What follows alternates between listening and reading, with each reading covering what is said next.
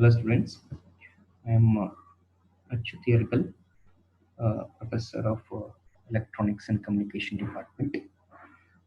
Here I am going to take a class lecture on the particular subject called as ARM microcontroller and embedded system, and currently module 3 embedded system components here.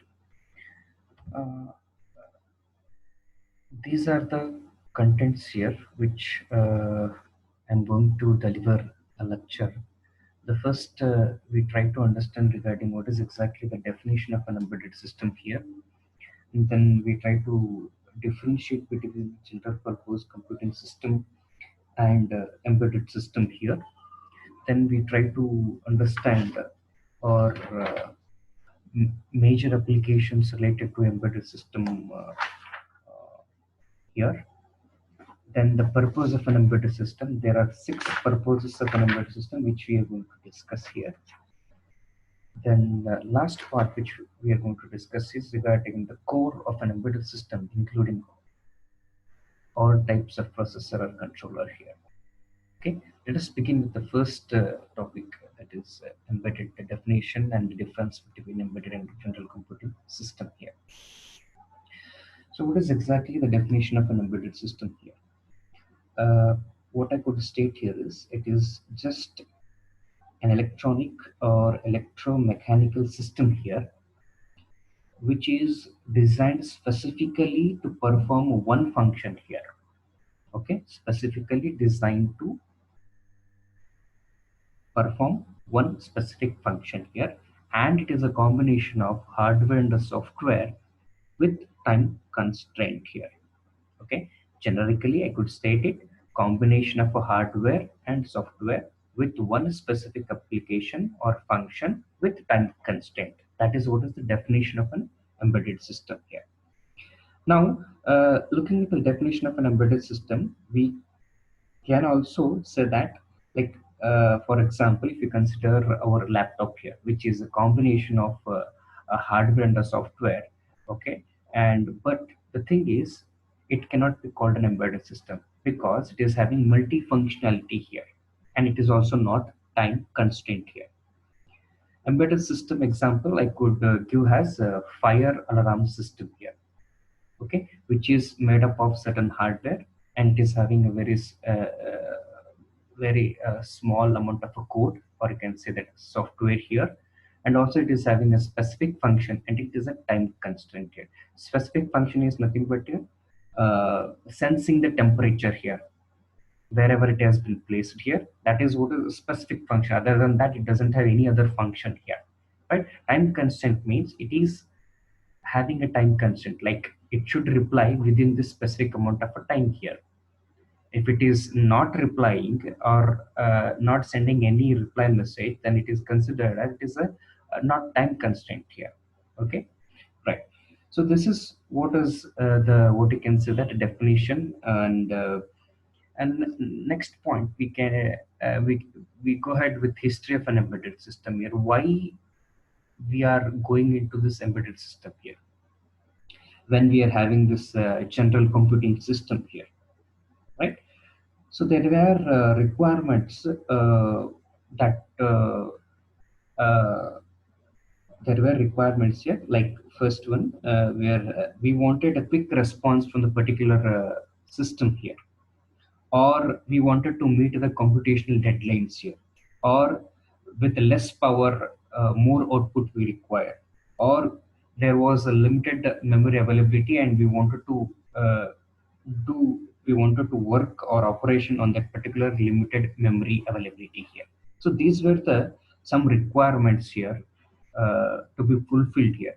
So general purpose computing system was unable to do this one here. So that's why embedded system comes into picture with one specific application and a time constraint here.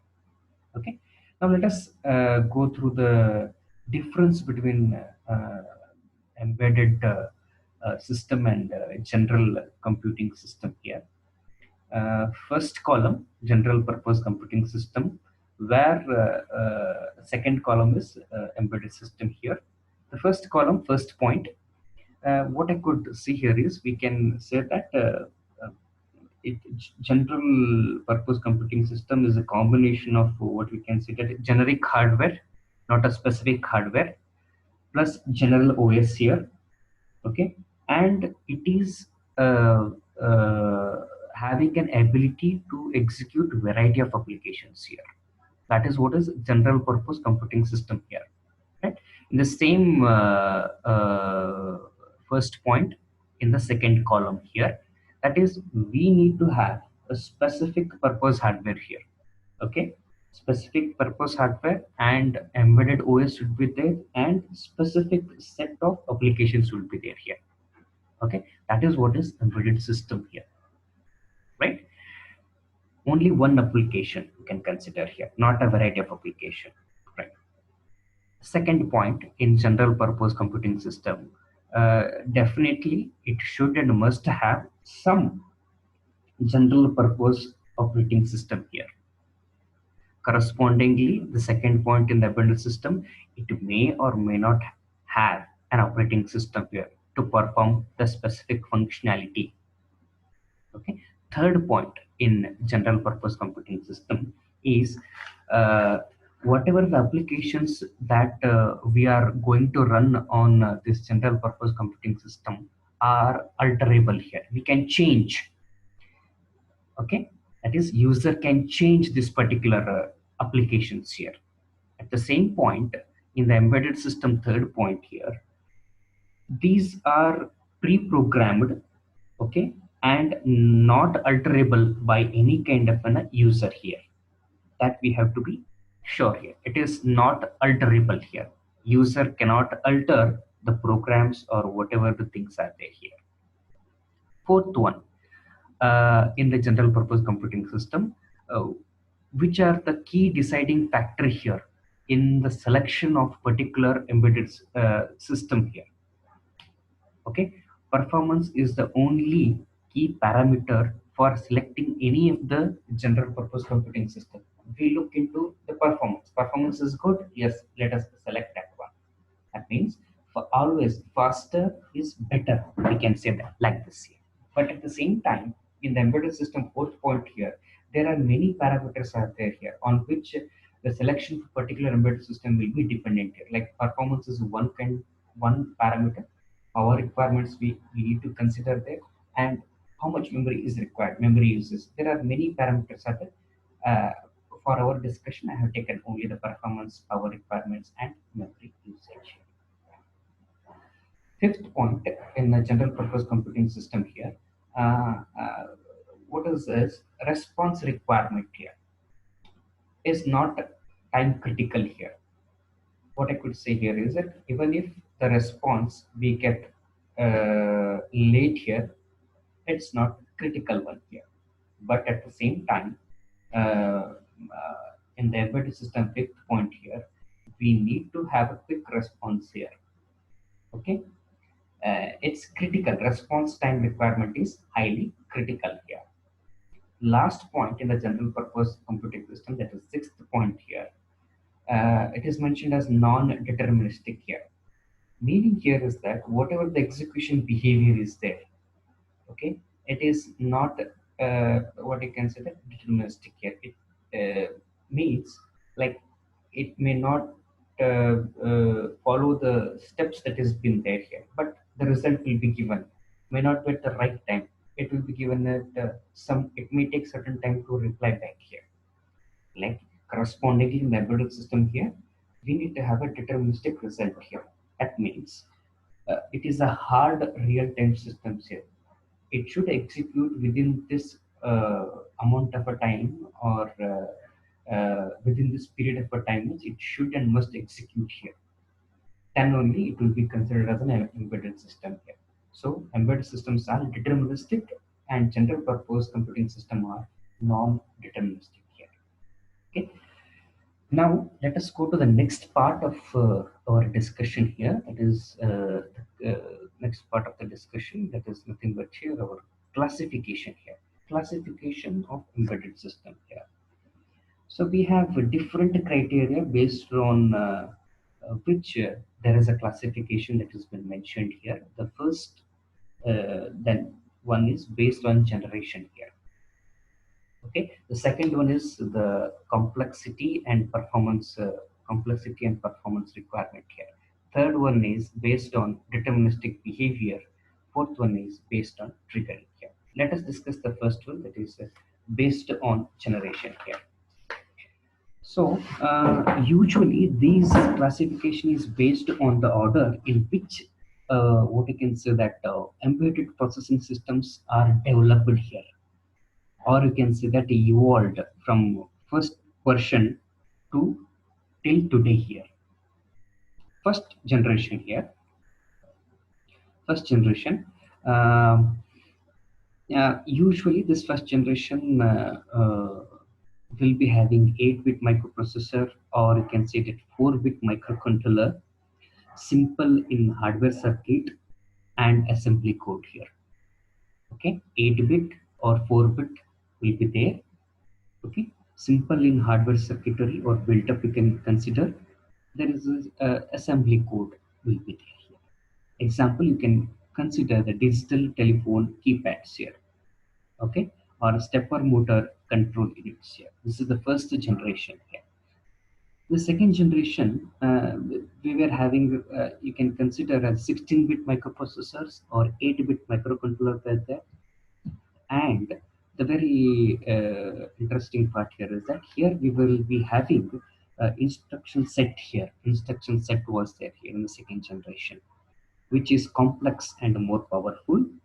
And one more thing here is it contains embedded operating systems here for their operation or for their functionality.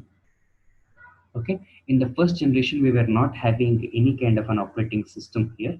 Just a line of assembly code was there, or a set of assembly codes were there. But in second generation, we were having complex set of instructions, which is more powerful, and also we are having an operating system which is embedded. Okay, example, you can consider data acquisition systems here. Next, we will move on to third generation. Third generation again, what you can say that 32-bit microprocessor or 16-bit microcontrollers for their particular design here. Usually, in the third generation, we were having the application or domain-specific processor or controllers were there. For example, digital signal processing, that is DSP processor. Okay, here also the same thing, that is instruction set was very powerful.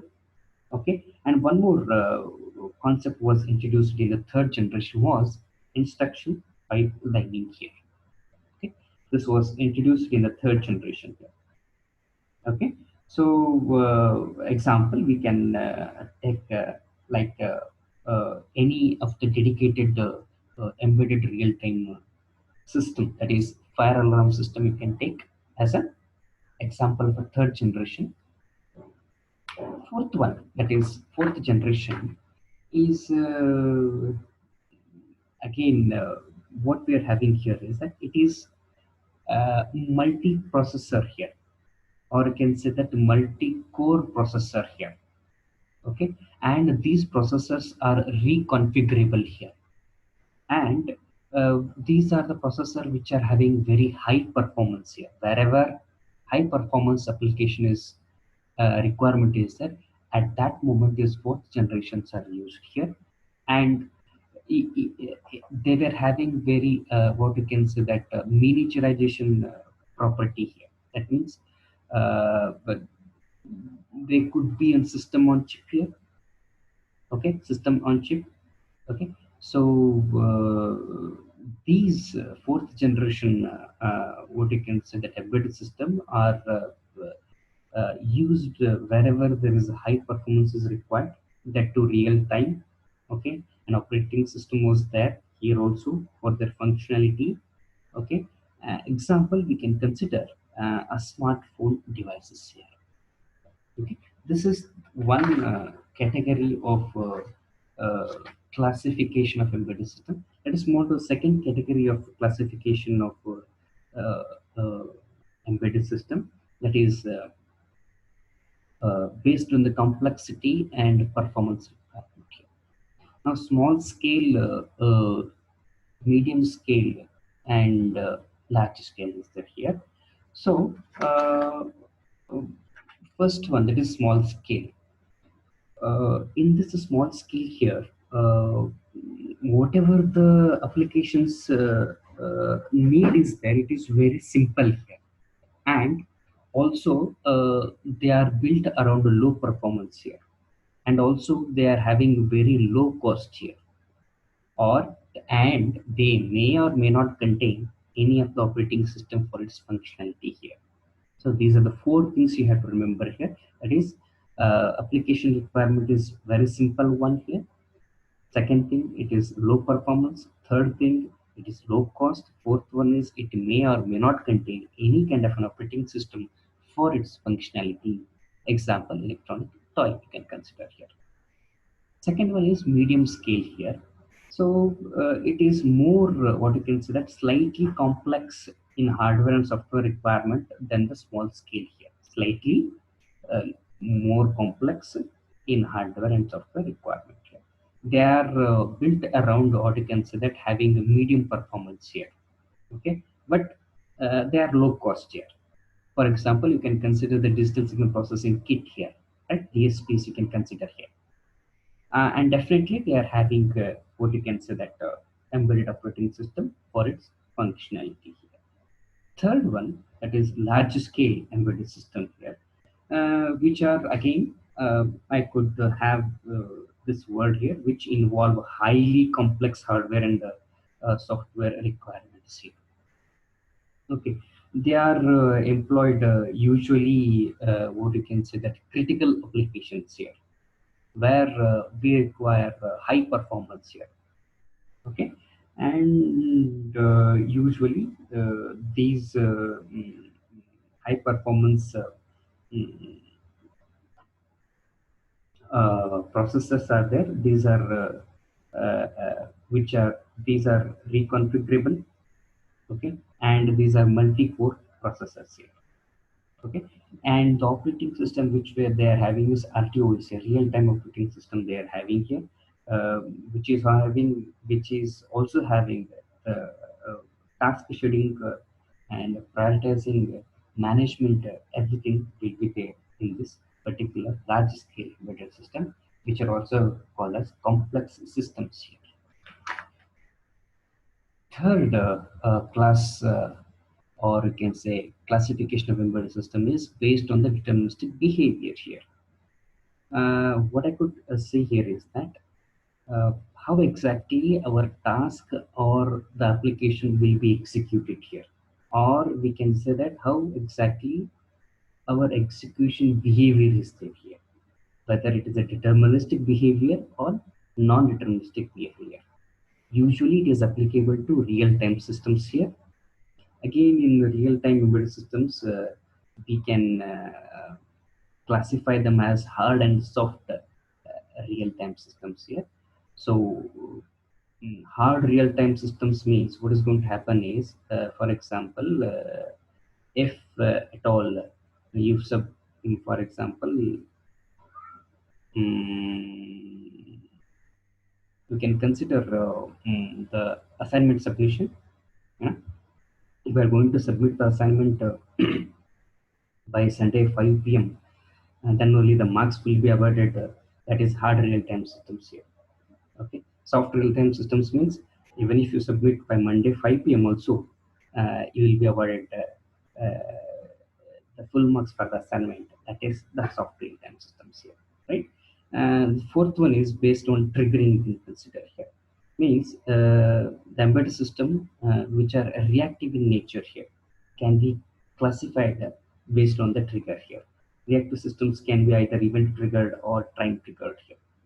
Okay, event or time triggered here.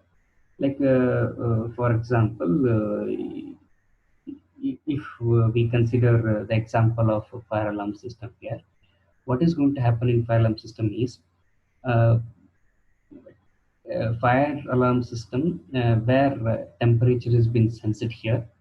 Based on the temperature increase in the decrease, or you can say that there is some threshold has been fixed for the temperature. If it is more than 40, there is some event that needs to be triggered here.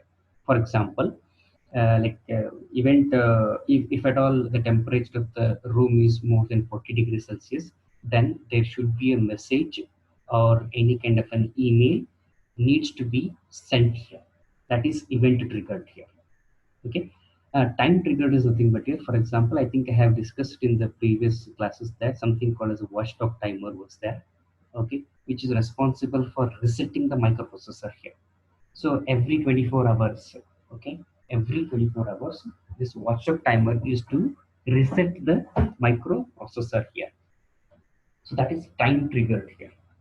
Okay. So this is what we have to discuss regarding the classification of embedded system here. Next, we will move on to the applications which we are having um, for the embedded system here. Okay, so uh, uh, these embedded systems play what you can say very important role in our day-to-day life here. Okay, so first one that we are having consumer electronics. Consumer electronics, we can consider cameras. You know, these are the consumer electronics we are having. Mobile we are having here. All these things will come under the consumer electronics. Household appliances, obviously, I think you will be very much aware of the television, DVD players, washing machine, fridge, microwave oven, etc. Home automation and safety systems are also there here, which is nothing but here air conditions we are having. Okay, fire alarms we are having. Then automotive industry we are having, where ABS, I think ABS there will be very much aware here. Anti-lock braking system, engine control, ignition systems, automatic navigation system. Okay, we're having all these things in our car here. Okay, telecom industry and telecom application, cellular phones, telephone switches here, handset multimedia application, etc. We are having many application consumed. Healthcare, if you consider ECG, electrocardiogram here, EEG, different kinds of scanners we are having here. Okay, those are all the embedded major applications you can consider here. Okay, cloud computing and IoT. Okay. Then computer networking systems we are having here, like network routers, switches, hubs, firewalls, etc. Can be considered under a network computer networking systems here. Then we are having card readers here, that is barcode reader, smart card readers, handheld devices. This comes under the card readers. Wearable devices here. Wearable devices are nothing but here like we will be having this Fitbit or something else now, right? Like fitness tracker. Okay, so that kind of a thing will come under variable devices. Computer peripherals. That is nothing but here your printer, scanner, and fax machine. Those also can be considered a major application of an embedded system here, performing specific application here. Uh, and also we are having banking and retail. That is automatic teller machines. That is ATM, point of sales, POS machines, currency counters. Those are also nothing but your embedded applications which are utilized in banking and retail here. We are having some measurement and instrumentation. Okay, like we are having in our lab digital meters, multimeters here. Okay, digital CROs. These are also embedded systems here. Okay, so this is what you can consider the major application areas here where embedded applications are there. Okay, next we will move on to the purpose of an embedded system here. There are 6 purposes of an embedded system here. Okay, any one purpose or combination of the following tasks could be serve the purpose of an embedded system here. Right? The first one, that is data collection, storage, or representation. What is exactly the purpose of this data collection, storage, and representation is? So usually data is collected from the external world here. So after collecting the data, either we store it one particular place here, or we try to analyze what kind of a data it is there, or we try to perform a certain operation on that particular data here, that is nothing but here calculation and manipulation, or we try to transmit the data here from one place to another place here. Okay, that is nothing but here transmission here. What we do here after collection of a data, one is storage, analysis, operation, and transmission. Okay. Now the data refers to all kind of information here. It could be a text here, voice here, image, video, electrical signals, and any kind of measurable quantities here. Data can also be analog or digital here. See, the collected data can be directly stored, or it may be transmitted to some other system here, or it will be processed here, or what we can do here is after extracting the meaningful information from the particular data, okay, we can delete it here. Okay, this is what the first purpose of an embedded system here, or first purpose here. Uh, Let us get into the examples of the first purpose here. Example is we are having this digital camera here, right? So what does a digital camera does here is digital camera captures the what you can say photo here. Photo is nothing but here a data here, or you can say picture. Picture captures the data, right? So data is being collected here, right? You will store that particular picture here. That is something you are storing into the memory device here. A representation of the data. So all the three things have been done with the help of one example, that is digital camera. Data collection, storage into the memory, and representation of the data. This is one example of the first purpose, that is data collection, storage, and representation. Another example I could give here is medical application here, where this ECG is there, no? Where we are just a representation is been done there, right? Storage will be done, heartbeat rate will be stored, and also the representation will be done there. Okay, so this is what is the first purpose of an embedded system. Second purpose is data communication here. Uh, what exactly we are going to learn in this data communication is whatever the data is there, either it should travel in the wireline medium or in the wireless medium, right? Usually the wireless medium is cheaper in connectivity here, and it is a communication which is link free from the wire bundles here. So usually we will prefer for the wireless medium. Right? Data could be either transmitted as by analog means or by digital means here. Okay.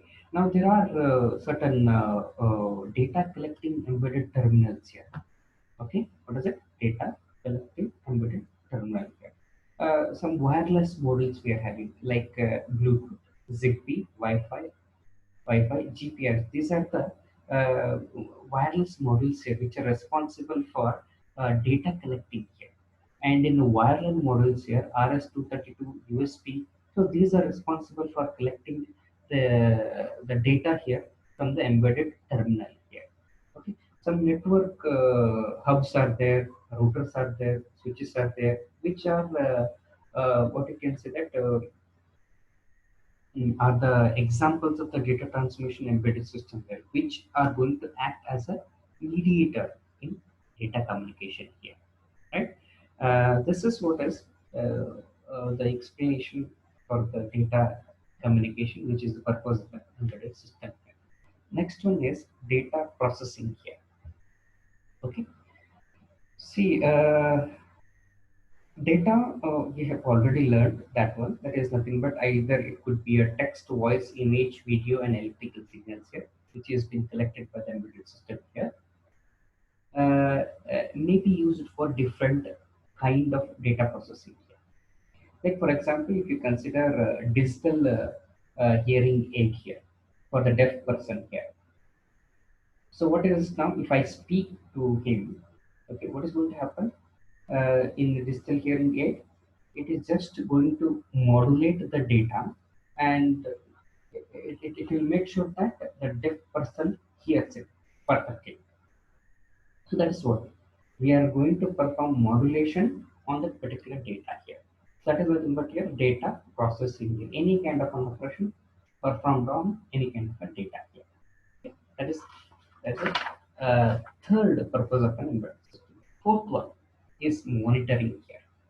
What is monitoring here is nothing but here usually this kind of a monitoring is implied in medical domain here, where we try to determine the state of some variable here, state of some variable using some input sensors here.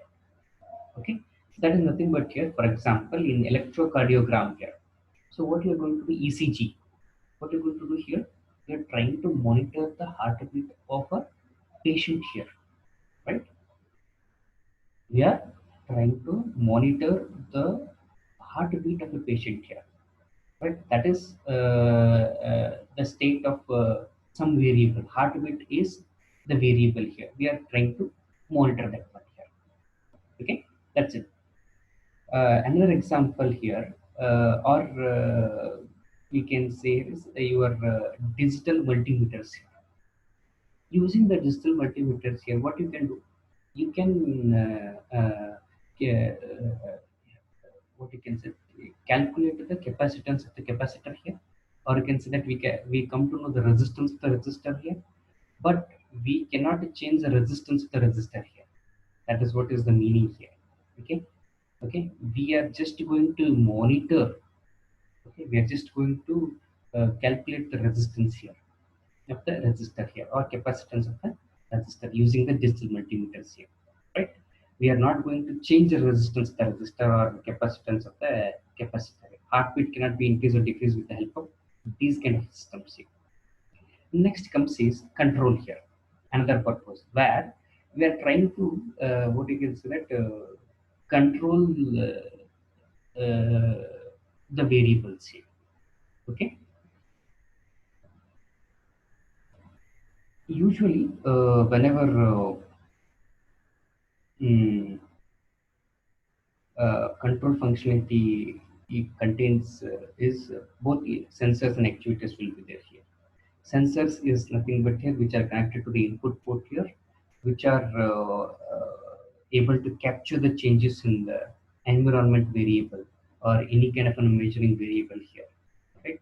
Actuators are nothing but here they are connected to the output port here. Uh, output port here. So, for example, if you consider the air conditioning system here, what is going to happen in air conditioning system is the input variable will be the room temperature here, right?